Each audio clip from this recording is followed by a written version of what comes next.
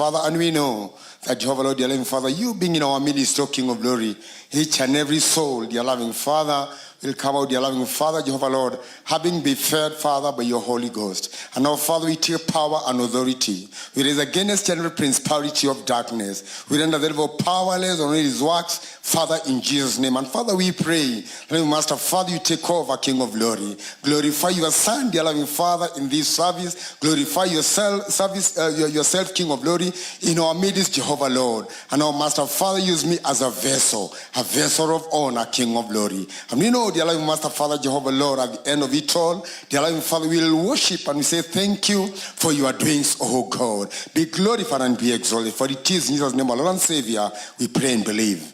Amen. And may we have our seats. Hallelujah. Praise the name of the living God. Praise the name of the living God. Hallelujah. Hallelujah. Glory. Hallelujah. May I take this opportunity to extend my gratitude to our Iria Dean because of this great invitation. Thank you for the entire clergy, for the PCC, and for everyone. Thank you also for your excellency for taking and seeing it's good to come and worship with us. Thanks for everyone, all waheshimiwas. May the good God bless you mightily. Asanteni sana. Bwana pesifa. My name's Murigi Wanganga, all the way from an area known as Gatina, just next to Lavington. Maybe you can tell your neighbor next to Lavington. Hallelujah. Praise Jesus. Praise the name of the... You know, Gatina was it means the end. Hallelujah. That's where Kiambu started. And now Lavington was in Nairobi. Praise the name of the living God. And because it was a small village, so it was when you know, a small village. But let me tell you, through the grace of God, I'm here. Hallelujah. How I wish mwalimu wa maths angekuwa hapa. Nimuulize hapa ni wapi. Niko na our able governor. Praise the name of the living God. Thanks very much. Sisi uona vita ambao unapigana. Hallelujah. And may the good God bless you mightily. As he was speaking, I remembered one man of God known as Nehemiah. You know, when Nehemiah heard about the collapse of the wall of Jerusalem, he took an initiative. There were people who were living in that vicinity, of the wall which was in total ruins, and they were very contented. But Nehemiah, when he heard, hallelujah, that there's something amiss that has happened in Jerusalem, he was very sad. Hallelujah. Alishikwa na huzuni. Nehemiah akashikwa na huzuni. Kuna watu ambao walikuwa nakaa kule ambako waingeona ule ukuta umeporomoka. Na ilikuwa ni vema kwao. Waliona tu ni sawa, lakini huyu mtumishi wa Mungu ambaye ni Nehemiah, hallelujah, alishikwa na huzuni. Kuna watu wamekuwa kiangalia ili kanisa liko hivi na hao wametosheka. Wameona ni sawa. Lakini leo Bwana ape sifa sana. Wakati ujumbe umefikia gavana wetu. Wakati ujumbe umefikia MCAs wetu. Wakati ujumbe umefikia Wakristo wa hili kanisa, wamehuzunishwa na wameona kwamba lazima wafanye kitu. Bwana ape sifa sana. Bwana Governor, tusisahau kwamba kuna Sanballat na Tobias. Hallelujah. Wakati unafanya jambo lizuri, lazima roho wa Sanballat ainuke. Roho wa Tobias uinuka.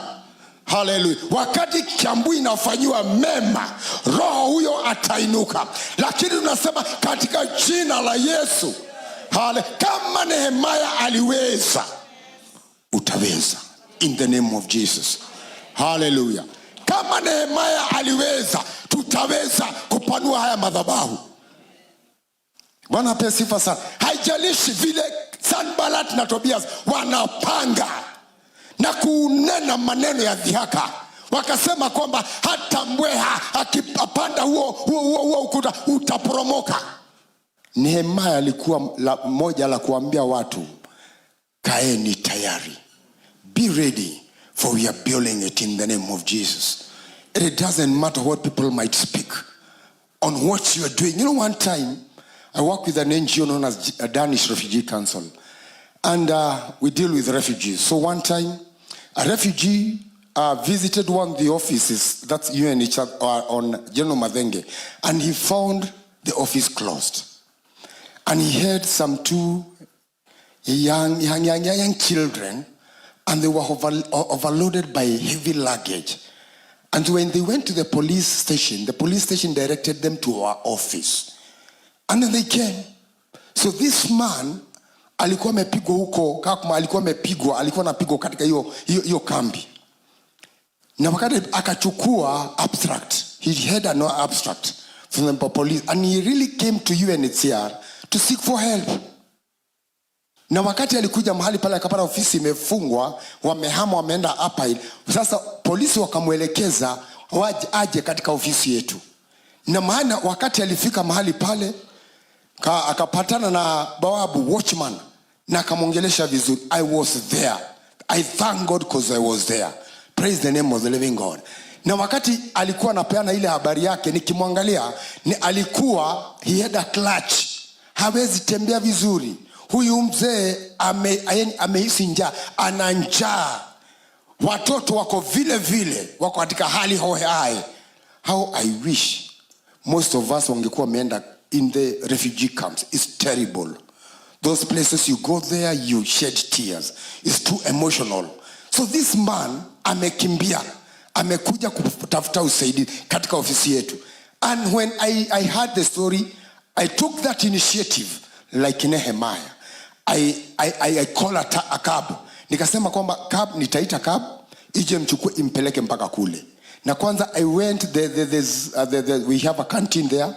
I went, took some pancakes and some sausages. I came and brought to these children.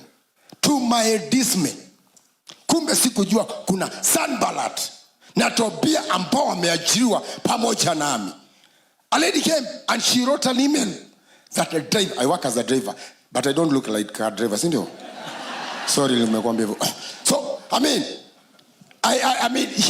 she wrote an email ya kusema kwamba drivers are not allowed to deal with refugees. You know, kile aliona ni kwamba sistahili kufanya hivyo. Then I thought, are you in this organization? Because it should be humanitarian. Are you human? Are you human yourself? Wewe mwenyewe uko na hali ya utu. Uangalie hawa ni watoto wadogo wamebebeshwa mzigo mzito. Baba yao hawezi tembea vema, wana njaa, and then you come make a comment. Praise the name of the living God. This is the kind of a situation when we are doing good. Wakati tunataka kutenda mema, lazima roho wa Sanballat anainuka. Na anataka kuona kwamba kile ambacho unakusudia kufanya haufanyi, lakini katika jina la Yesu jipe moyo, maana utaendelea, utafanya, kanisa litajengeka, Kiambu itaendelea kuinuka, kwa sababu there's a God in heaven who is with you. The God who was with Nehemiah, he's the same God. In the book of Haggai. Now, let me now come to the theme about building the house of the Lord. God looked at the Israelites. They were very contented. They would feel that they're okay. The environment that they were living in, it was posh. In the book of Haggai, God is complaining. Why? Because people are living in a luxurious way. They're not giving a damn in the works of God. Hawataki kujali mambo ya Mungu. They're doing their own stuff. Like what we normally do currently. That you can take a loan.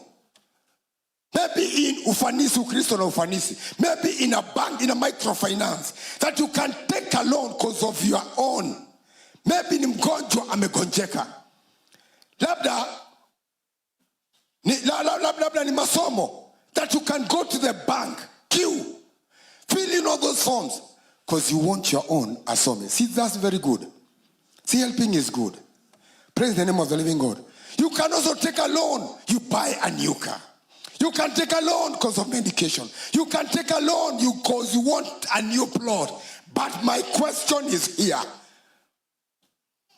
Can you take a loan so that this church can expand? Can you do it?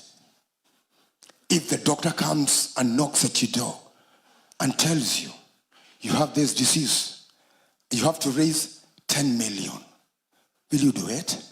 You'll have to do it. I've never seen one bargaining with a doctor. I've never. Sijawaiona.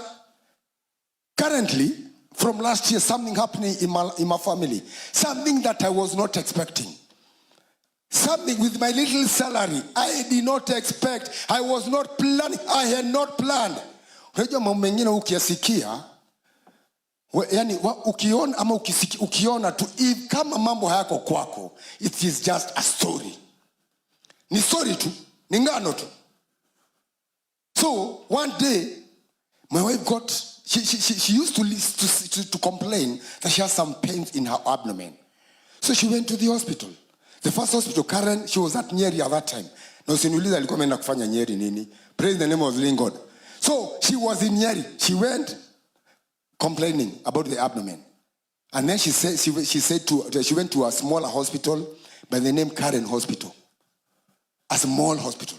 So when she went there, they told her it's about the liver, iko na chumvi nyingi, kunywa maji mengi, chukua painkiller. She did that. After some weeks, it worsened. So she ran to Aga Khan Hospital.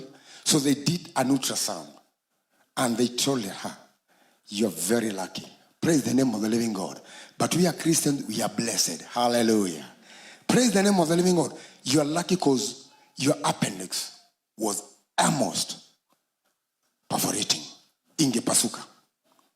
So they dashed her to Outspan Hospital because Aga Khan, they don't have a larger facility there. When they took her there, they did this. In fact, the following day in the morning, siju sisi uchelewa kanisani kwa nini? Imagine, nyeri, they daddy kuo. Siju sisi uchelewa kwa mambo za Mungu kwa nini? And my own, you can imagine, my own. In fact, I did not even sleep. And that's why I'm telling you, even kesha zukiitwa, kuja. God can arrange a very serious kesha for you. Uende ukae Kenyatta mpaka asubuhi alafu ukuje. Praise the name of the living God. So, before Sambili, I was in Nyeri. And they did an operation. They removed her appendix. And then I came back with her in Nairobi after she was discharged. The Gen Z day, 24th should be June. On 25th, we came here. After some time, as she was going to review in Aga Khan, so we got a report from Outspan. Oh, there's some laboratory report. Then we said, okay, fine. I went and took the report. I saw something that I've never had. Carcinoma. Then carcinoma. What is this now? I called my niece. She's a pathologist. And she told me, okay, Baba Grace, do this. We went to one daktari because this seems serious. So we went there, Aga Khan. And then we were told the results shows that the appendix had cancer. Simo, relax. Tell your neighbor, relax. When the Lord is on the throne, when the Lord is on the throne, things are better. Hallelujah. So, when we had that, we went and the doctor told us, we have to do a CT scan. We did a CT scan. It showed part of my wife's colon, iko na cancer. 3B. Hallelujah. Unajua wengi wanaona my wife akikufa. Praise the name of the living God. Hallelujah. And then we said fine, but it was really devastating. Imagine, having the environment that now my wife will be okay because we were told by the surgeon. We were told now to go and see the surgeon. We went and saw the surgeon. The surgeon told us, no, part of it has to be removed. 37 centimeters. And it was cut. It was removed. Thinking that it's over. Then we were told, do this.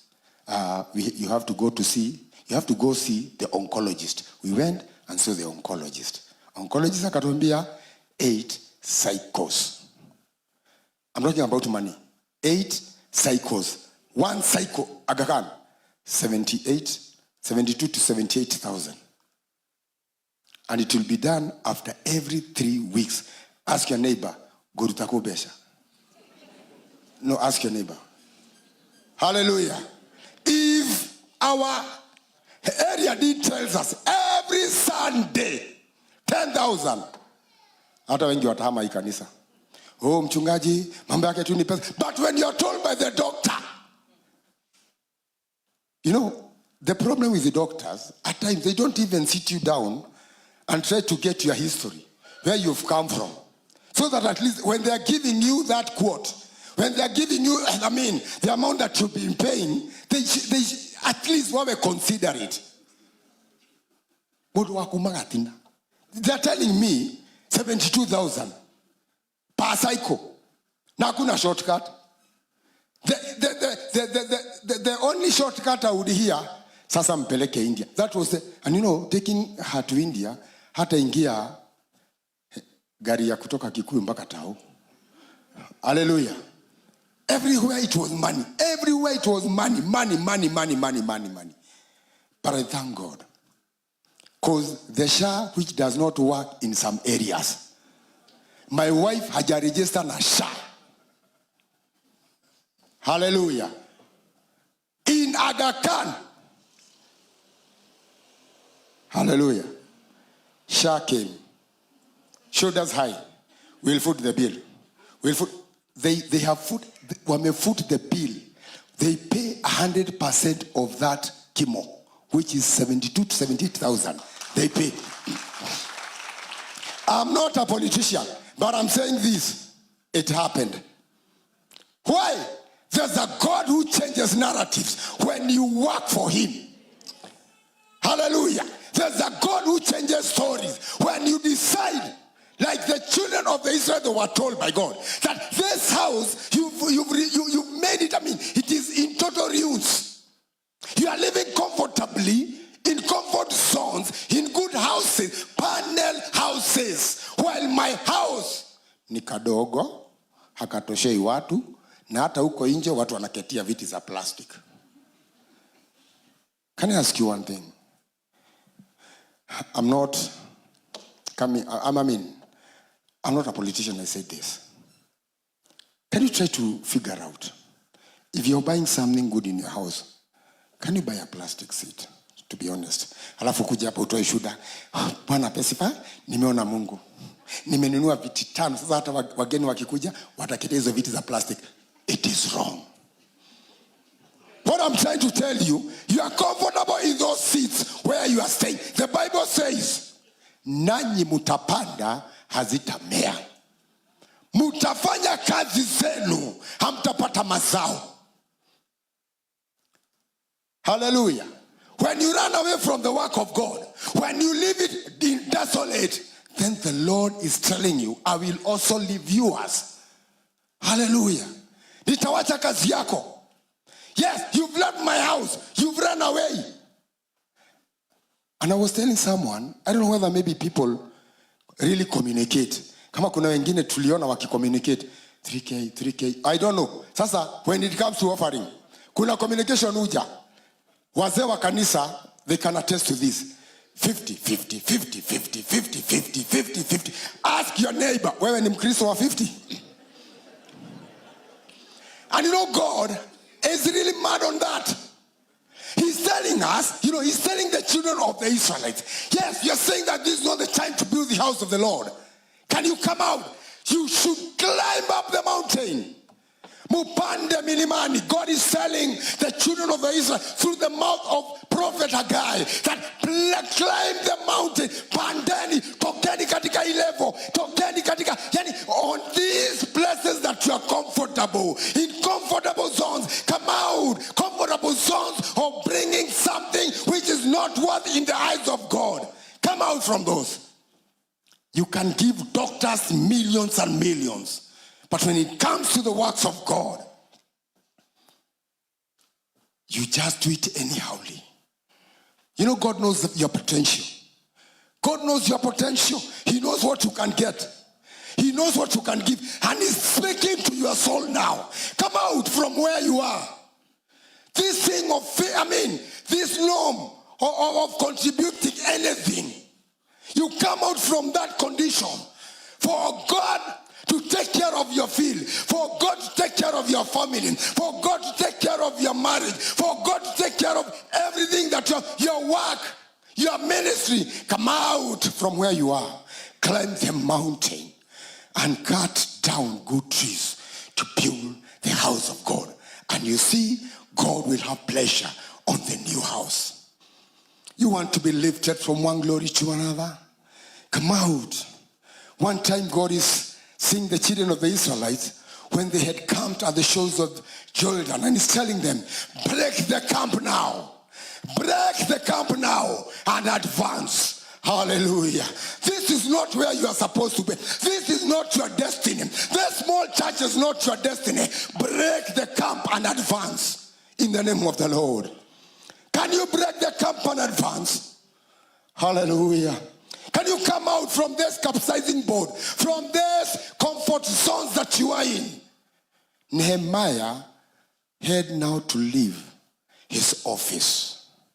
Hallelujah. Maandiko inasema katika kitabu cha Nehemiah sura ya 1 na ya 2 kwamba Nehemiah kenda mbele za mfalme. Mfalme anamtizama, anaona kwamba ana huzuni. Anamuuliza, ninamwambia sina amani. Kuta ya Yerusalemu imeporomoka. Nipatie ruhusa. Ikionekana ni vyema, mfalme, nipatie ruhusa niende nikajenge ukuta wa Yerusalemu. He sacrificed his job. He sacrificed. Can you sacrifice your comfort? Hallelujah. That loan that you are planning to take, you expand your house. David is saying, hawezi kakaa katika nyumba mzuri na Mungu anakaa katika nyumba mbaya. Praise the name of the living God. God is challenging you. God is challenging me. We come out from what we think that has been benefiting us, so that God to elevate us. We have to be tired of where we are. Praise God. Can you be tired in where you are? Hallelujah. Usijali wakikwambia nini. When you are advancing, remember, when you are climbing, it's not easy. It needs sacrificing. You sacrifice. You know, at times, I really get worried. How much is a Bible, for example? It's around how much? Wacha nisikie wale ambao wananunuaga Bible ya bei ghali. It's around how much? At 500, seriously. Hiyo Bible iko na cover yenye iko na 500. Yes? 5,000, yes. Now 5,000 ni expensive. If a Bible is 5,000, is it expensive? Tuongeeni ukweli. Be frank. Semeni vile mnyi usema mkiwa kwa nyumba. Is it expensive 5,000? Yes? Haya, weka Bible kwanza, inua Bible yako juu. Inua juu Bible yako. Yes, huyo mwingine hana muulize wewe unakujaga na nini kanisani? Wewe uja na nini? Muulize wewe unakujaga na nini? Neke. Moria neke okaga nakyo kanitha. Mutikanyita.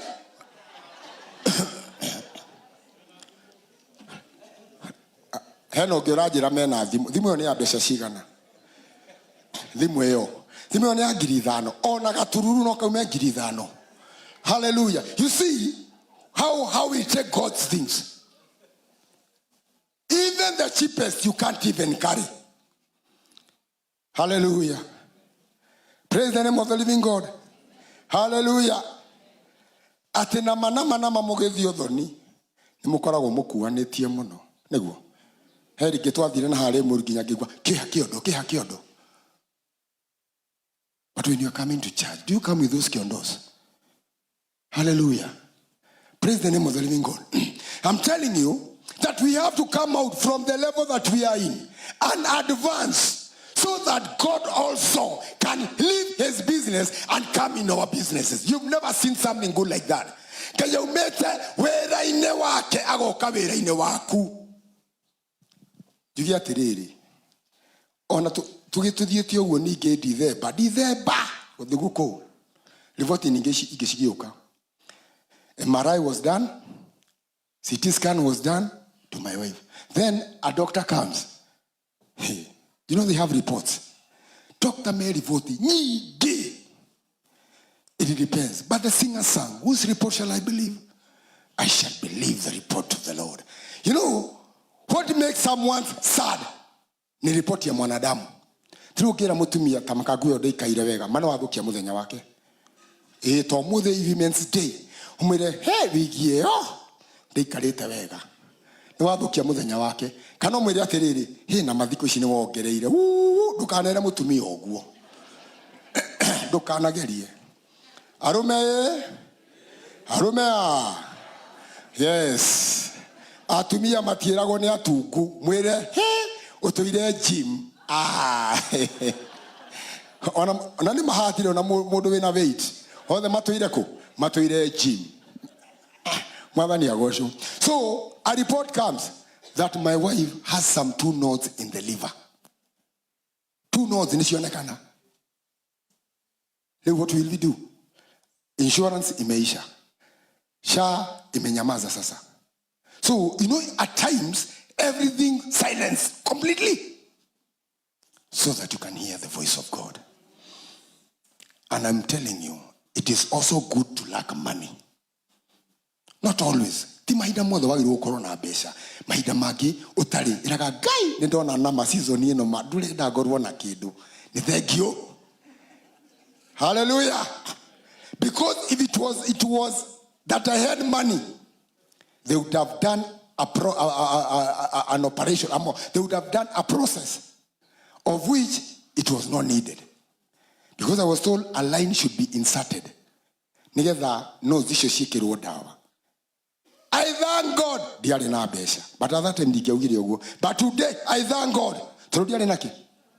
I called the oncologist. I told him there's no money. We wait for January. He said, okay, fine. As we were waiting, another report comes. Oh, we've sat with a team of doctors, but we've decided now a biopsy. Biopsy now equal. Biopsy na gutheshwo na kusida no. Tunyama turuto hauguo. Tutwarwo lab. Oneo report yege. Dakitari ni akohe na report mutikana make. And that day came. In the morning, that time, SHA ikanyamaza. The bill was, the whole procedure was to be 133,000. SHA, murata wakwa ni akira. Arata no magukirire, brother. Arata no magukirire, my sister. Murata wakwa SHA agekira. Asia gyothe magwage nyaji WhatsApp. You know, you are approaching a friend and anakuambia anzisha WhatsApp. Now, hiyo ni assistance ama ni nini?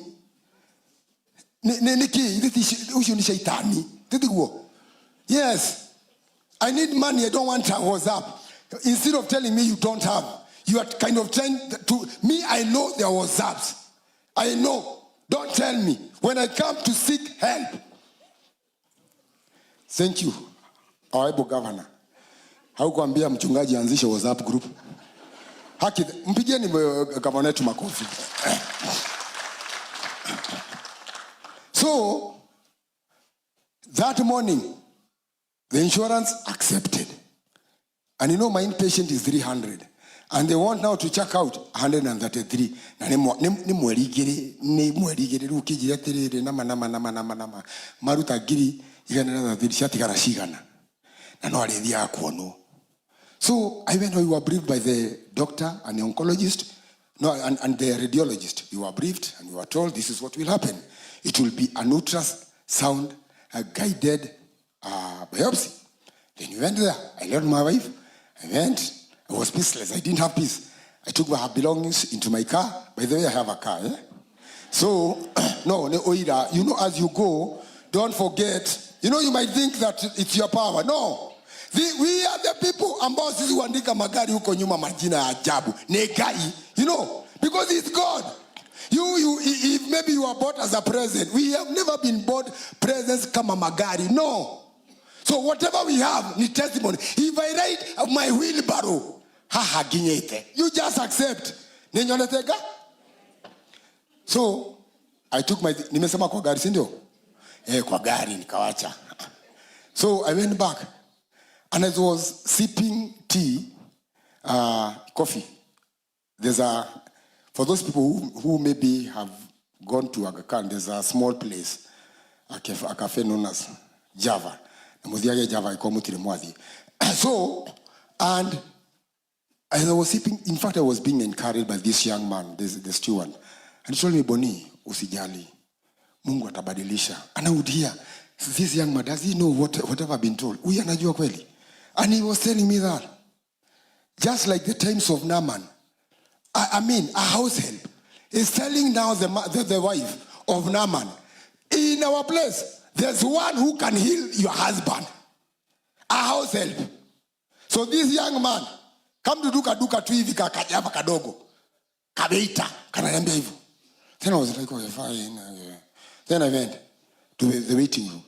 Immediately I saw my wife and she looked at me. I told her, this is very fast. She told me, no. Matineka. Why? They called everyone, even the chief radiologist. Wakasema, kile wanaona si cancer. It's not malignant. It's benign. Praise the name of the living God. Benign ni kusema, hizo no si cancerous. Ni vitu zimevima tu kwa sababu ya kimo. Simpigie Yesu makofi. 133,000 nikaona zikarudi kwa account. In fact, the radiologist said, hauna tutiko kule here, we won't charge you anything. There's a God who changes narratives. He can change your story. He can change your situation. If you hearken to whatever he's telling you, if you hear whatever he's telling you, if you come and actually turn, Sanda can't kuambia aje. Can't you be just obedient to this call of building this house? And you see, it will never be the same again. When God will come in your business now, you've started a business, imeenda chini. Governor, let me tell you, when God wants to give you things, new ones, the old ones they must be destroyed. They must be destroyed. A similar situation. Lakini usiangalie multitude, angalia percentage. When I had started working, I bought a 14-inch TV. Those are the times you'd place a color screen, kashishio ka color. So that TV, warora ukona kaka. Gen Z hawajui hiyo. When ni Gen Z, hiyo ni Greek. Millennial tuko hapo. Yes, screen, kumbuka. Ka black and white, ka great wall. And then, kuna ka screen. Hey, my friend, you would see me and my wife. Tuna enjoy movie. Ya kala ngapi tatu. Because it was orange, na red, something of the sort. Hawa watu walikuwa na nguo kala tu moja, tukala tu, yani green, red na hiyo hivyo tu. Throughout the movie. And we would enjoy. Shetani ni nani? Akaona in our area, I'm among the first guys, to buy a TV. Where? Wajama wanajiita 40 brothers. They came. My friend, they cut the grill. And the Bible says, God gives his children good sleep. Okeramodo komaga usheno wagai. Nie Martin Iria Wagiriirwo diaiguire. I did not hear anything. Hakusikia hata kidogo. Walikata. In fact, walikuwa wananiamusha. Lala. They were coming for a 14-inch. Your screen. Because they had kama niko na TV. Bwana ape sifa sana. And they came and took it. Plus ata capacity. Capacity kalikuwa kale, unajua kale ka Philips kale ka Origi. Kama hujawahi tumia hiyo Philips ya kwanza ya stima, wewe hujui maisha. Bwana ape sifa sana. Yeah, those who are found in posh houses. Hiyo tu sika steam, kale tu ka Origi. Even today kako tu. They took that. They took my bag. And also, kwa sababu ni wenzangu, ni mashemeji wetu wa kutoka Western. Hawakusahau kuchukua juice na blue band na mkate na wakaweka kwa bag na wakaishia. Wamemaliza mission. And walikuwa wamekuja na mashoka. Wakija kuchukua blue band, wakija kuchukua, To some people, it is something. To you, it's nothing. And that's why God is looking at your potential. Mungu anaangalia whatever you can give. Anajua what you can give. They came and went with them. When I went and told my boss, she looked at me and she was very sad. She told me, Boniface, I'll come Danish. Just come. So I drove her up to Riverside. Garden just near village market. We went and have. She told me, you must have, you need coffee. She bought me coffee. She used to work in Ikraf. So we went to a duty-free shop. She bought me a steam iron. Same as steam iron. Now from the old one. Now I'm being elevated. From ile pasi tu uko na mtungi ya maji na pasi. Unamwagilia nguo mara imekuwa wet, mara sijui nini. No. Now something sophisticated, something which needed a manual. I was bought. And then I was told, how much do you think a TV will cost? So that, kwa sababu, your kids must have a TV. Hey, aliamurishwa na Mungu. Bwana ape sifa sana. Sijui ni nani wameamurishwa na Mungu kukuja hapa. Sunday governor. Huo ni uamuzi wa Mungu. Praise the name of the living God. So, and I was bought a color TV. Now an original one. Watch ile ya screen. Praise the name of the living God. An original one. On top of that, I was given some money. Unajua Mungu aliangalia akaona hiki itakaa kwa hii level ya screen miaka yote. I must, you know some of these things, if you are told to leave, you can never leave. Till God do something. He has to do. Yani mpaka Mungu afanye kitu ndio utatoka mahali pale. Praise the name of the living God. I'm telling you this. God changes stories when you hearken to whatever he's telling you. I'm 100% sure. Hakuna mtu anaweza kushinda mke wangu kupika chapati. She's known. In our entire family, nini, she agaragaragia. Ona dokiwa ni kolera gone ena cancer. And let me tell you, it will all, it all, whatever you believe, it happens. Praise the name of the living God. You've been given power and authority. Once you hearken to whatever God is telling you, he gives you power and authority to cancel all the plans of the enemy. The singer at the other time sang, Kweda koigwa mugabo waku Ngai, mugabo waku namani uri hinya, nijigwete migabo meige bere vava noritarere gweda ujaririe, mugabo waku namani ugaruraga, mugabo wa Ngai ni ugaruraga. That voice that was heard by Lazarus. Remember, when Lazarus was dead, people were crying there. They would go and mourn there. But Lazarus would not wake up till when he heard the voice of Jesus. When that sound was heard by Lazarus, he did not have an option other than to come out of the grave. The voice of the Lord is important in your situations. Do you want to be hearing that voice of God? Be a friend of it. In the book of 2 Corinthians, we've been read about the Macedonians. And even Kina Paul, they were more perplexed when they started now giving themselves. Now they first gave themselves to God. Are you here? You have a very devastating report. Do you want God to work with you? And it doesn't matter the kind of agony that you've been in for the duration that you've been in. Let me tell you, there's a God. When you hearken to whatever he's telling you, he'll do it. The children of Israel, when they decided to climb the mountain, to move from where they've been used to, and climb the mountain, God good trees built the other house. The Bible says,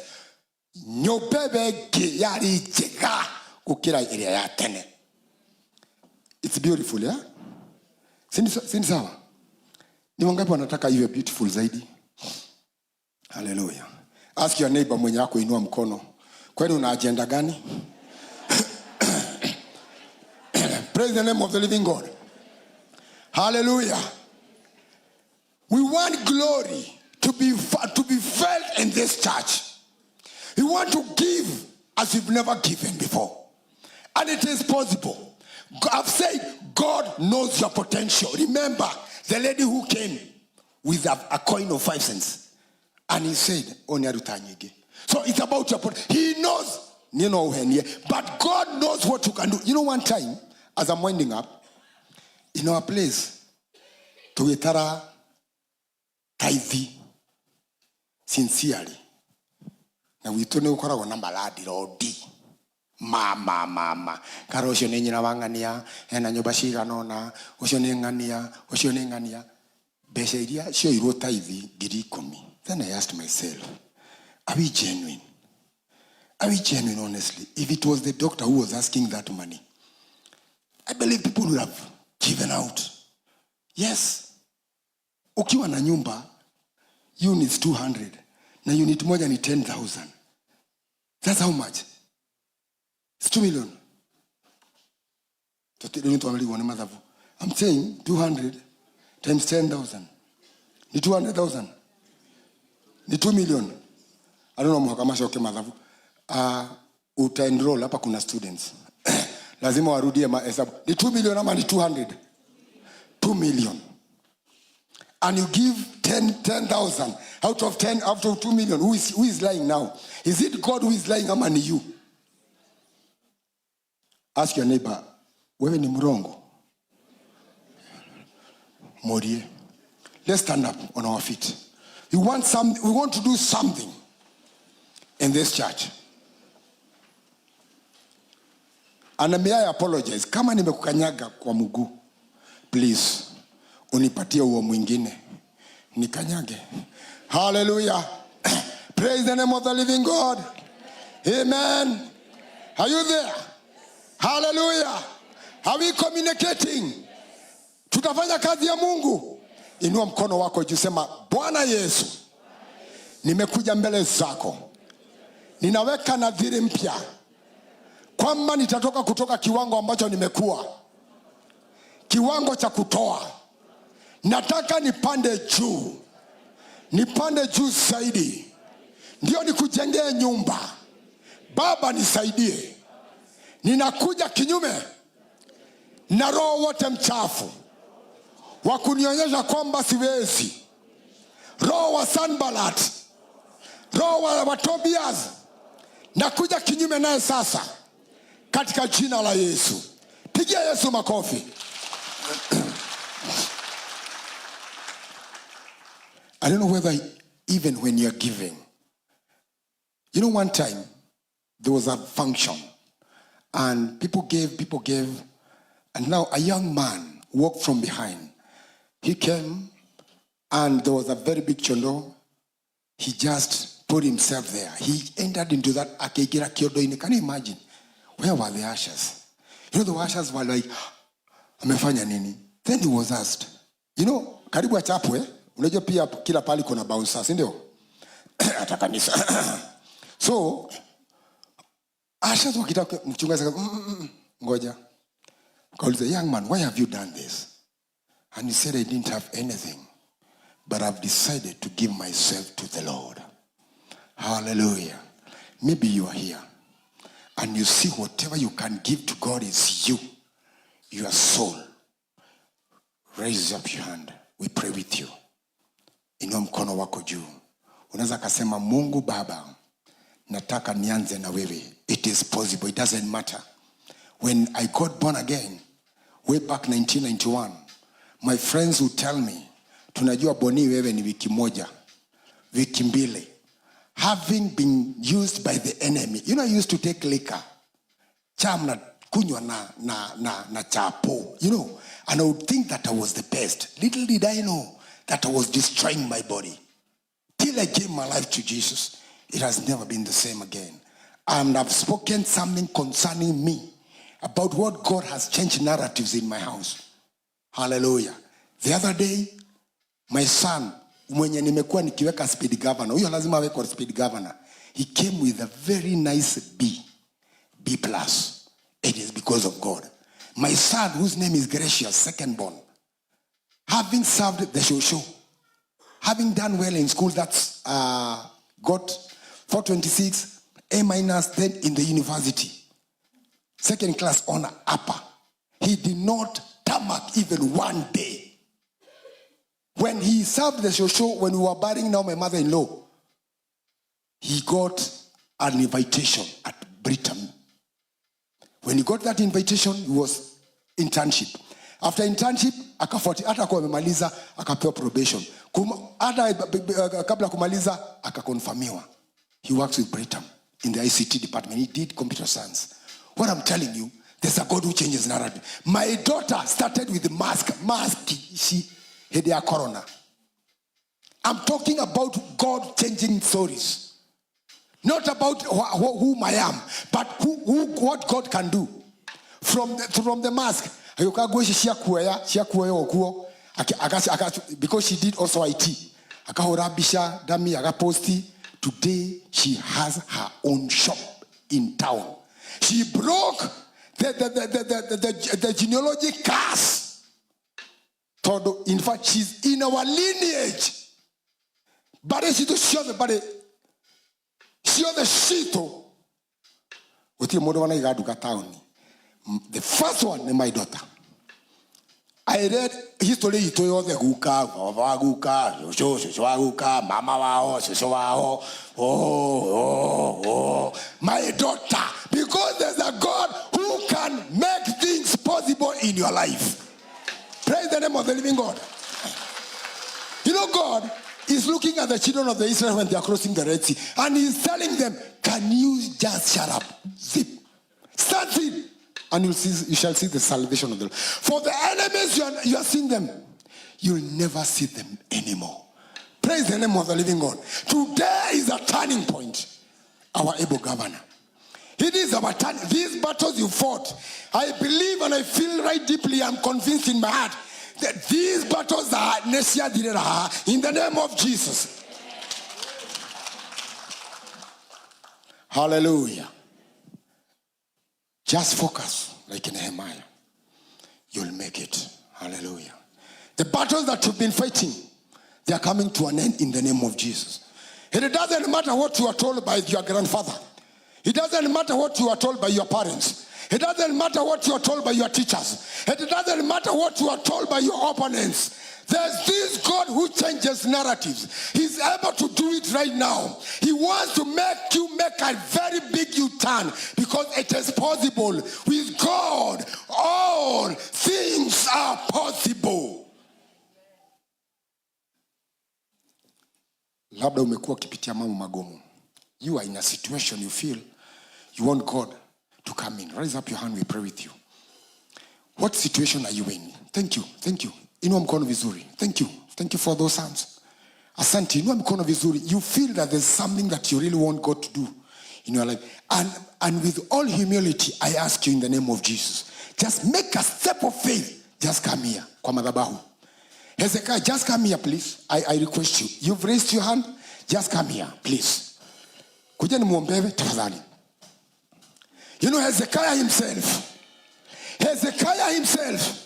when he was brought the letter by his enemies, kwamba atavunjwa, atapigwa, those letters, he took it to the Lord. Alichukua ile waraka, akapelekea Mungu, akamwambia Mungu, soma sasa vile wameniambia, soma sasa. Tunataka Mungu asome hizo ripoti wewe umepewa na maadui zako. Tunataka Mungu asome ripoti umepewa na daktari anataka kubadilisha. Maandiko yanasema hao maadui walianza kupigana. Maadui wa hii Kiambu wataanza kupigana. Maadui wa hii kanisa wataanza kupigana wao wenyewe, kwa sababu kuna Mungu ambaye hubadilisha. Nachukua nafasi kwa unyenyekevu mkubwa, kwa sababu tuna mchungaji ambaye ni baba yangu na ni mtumishi na amemwailiwa mafuta, na kuomba uchukue usukani mchungaji. In Jesus name, barikiweni. Amen. Thank you, Murigi. Anaweza Bwana, anaweza Bwana, sisi tukiomba. Anaweza Bwana, anaweza You have come here. There is nothing that can happen without faith. The Bible says, without faith, we cannot please God. Believe in your heart. Whatever you are asking, you have received. And just walk by faith, not by sight, and it shall be well. Our Father and our God, this your servant has obeyed the voice. Voluntarily, they have come before you, not before man, because they need you. Lord God, you know their areas of need. Some of them have been struggling with generational issues. Some of them have been struggling with chronic illness. Some of them are struggling with sin. They have tried, but was not possible by themselves. But today is a new beginning. Even as we embark on this journey of building a sanctuary, build these lives, build these souls, build these hearts. Lord God, we commit each and every one of them unto thy able hands, knowing that you have done it, you'll do it, because we believe you have heard this prayer through Jesus Christ, our Lord and Savior. He has done me well, he has done me well. He has done me well, Jesus. He has done me well. Has done me well, Jesus. Amen. Tender mema, amen. Tender mema, amen. Tender mema, Jesus. Amen.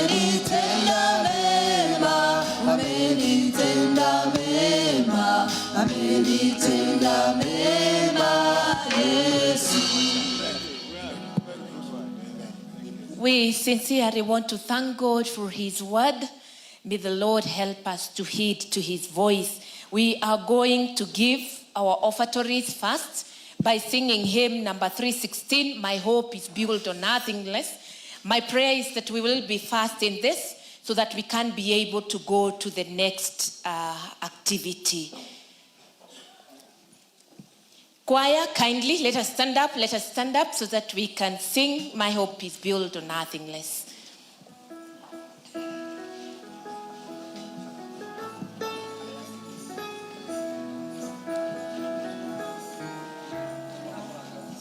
My hope is built on nothing less than Jesus Christ. I dare not trust the sweetest friend, but only Jesus' name.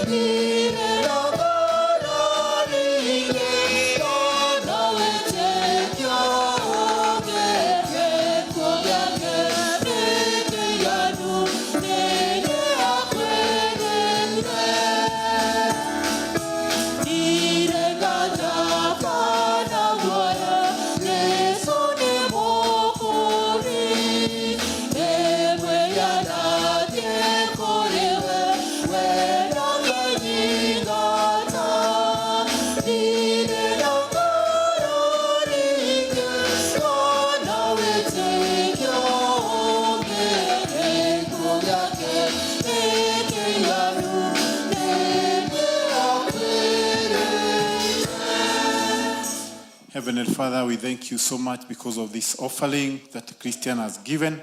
We thank you, dear Lord, because of the tithe that has been brought into your presence. Dear Lord, we commit this offering in the tender and able heart. The Lord, you may look at it with favor and bless those who have given, dear Lord. Those who may not have given because they don't have, I pray, Heavenly Father, that you may open doors and that you provide them with resources, oh God. We commit it to you that it may be used for the furtherance of the gospel.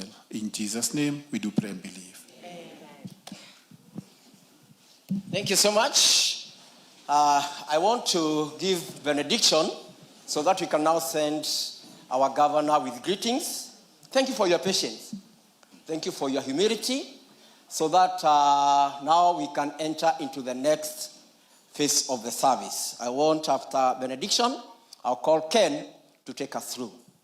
Na riu thayo wa Ngai uria utangikemenyeka uria utarie uroikaria ngoro cianyu na gwiciria kwanyu na kuo nigetha muture mumenyete Ngai onake mũrũ Yesu Kristo mũtũre mũmwendete nakĩo kĩrathimo kĩa Ngai mwene hinya wothe ithe witũ kĩa mũriũ Jesũ na kĩa roho mũtheru kĩrogia na inyuĩ inyuothe kĩrogia nawe gavana kĩrogia na MC aitũ kĩrogia na Kristiano othe kĩrogia na arĩa mũngiumagara nĩ tondũ wa mawĩra matigaine na mĩhango mũgũthiĩ na gĩikarani na ithuĩ rĩu na tũkĩingĩra the next session of this service kuuma rĩu hingo ciothe tene na tene.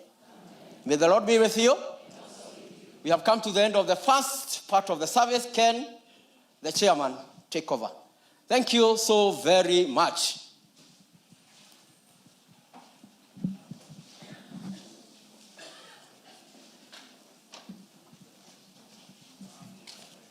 Bwana asifiwe.